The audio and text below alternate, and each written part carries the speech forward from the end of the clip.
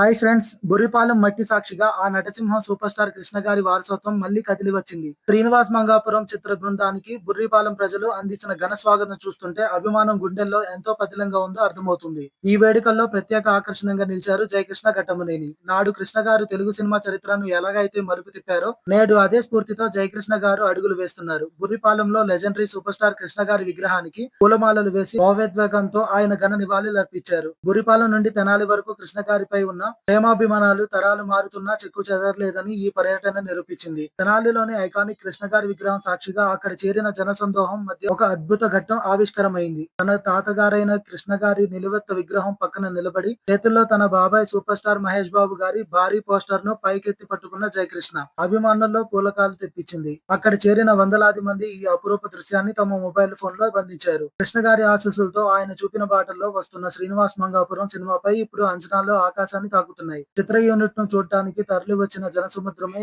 ఈ సినిమా విజయాన్ని ముందే చాటి చెబుతోంది.